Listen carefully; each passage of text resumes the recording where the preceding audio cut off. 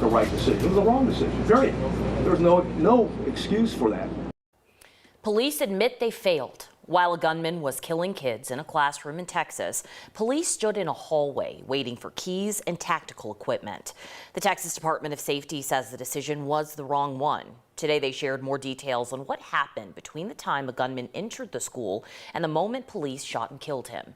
During that time, the shooter killed 19 children and 2 teachers. Investigators say a school resource officer was not on campus when the shooting began, but they say the officer drove past the shooter, who was hunkered down behind a vehicle. NBC's Wendy Woolfolk walks us through the latest timeline from Uvalde. Texas authorities addressing questions about the response to Tuesday's shooting at Robb Elementary School, revealing a detailed timeline. Investigators say the suspect crashed a vehicle and fired shots toward a nearby funeral home. The first 911 call was made at 11:30. Minutes later, police say the subject ran through an open school door.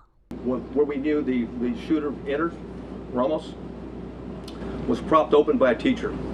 3 minutes after that first 911 call, the gunman was inside a classroom and started shooting. That he shot more than 100 rounds based on the audio evidence at that time, at least 100 rounds. At 11:35, 3 officers entered the same propped door the gunman had used. At 11:37, there was more gunfire. Another 16 rounds was fired. By 12:03, 19 officers were inside the school and in the hallway, but did not enter the classroom for 47 minutes.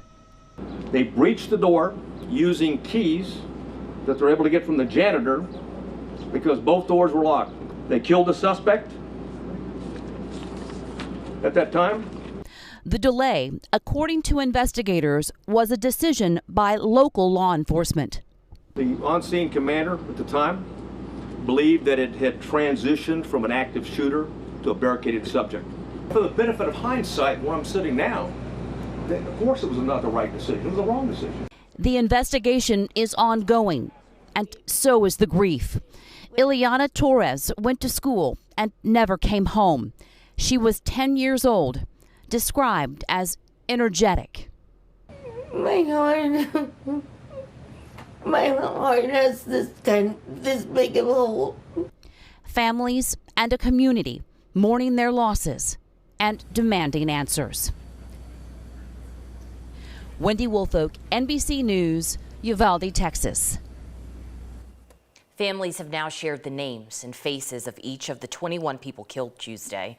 Families are now making their funeral arrangements. 17 other people were hurt in Tuesday's shooting.